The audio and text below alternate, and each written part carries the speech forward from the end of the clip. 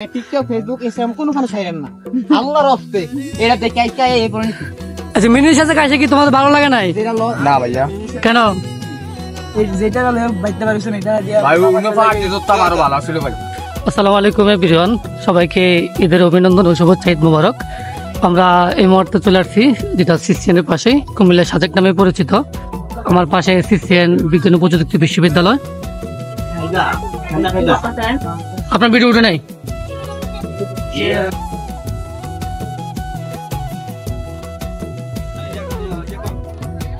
আমরা টিকিট নেওয়া আমাদের কনফার্ম, 3টা টিকিট নিলাম 30 টাকা করে, 90 টাকা। আমরা এখন চলে যাচ্ছি কুমিল্লা সাজেকে।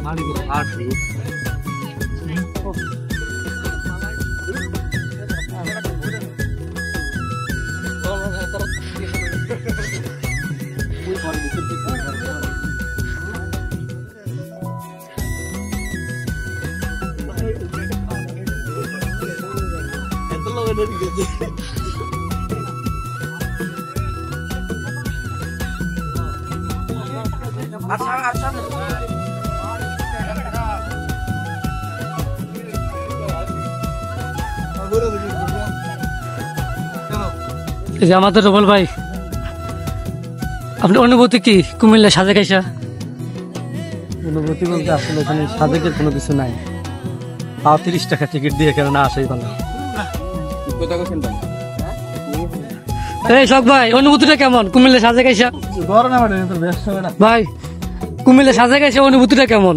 আমার কোনো অনুভূতি নাই, আমার অবস্থা খুব খারাপ। জীবনটাই লস না, টিকিট লস।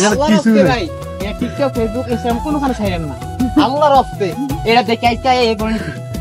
লসে লাগে না জিনিসটা ধরে আর ভালো লাগে না না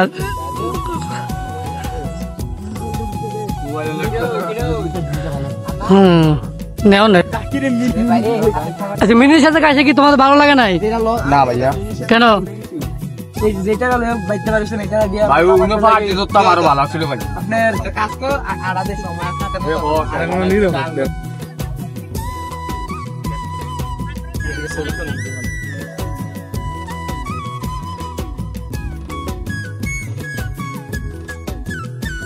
আমার ক্যামেরা তো আমার মতো এটা রিলস তুমি যেটা ছবি তুলে নেবে তুমি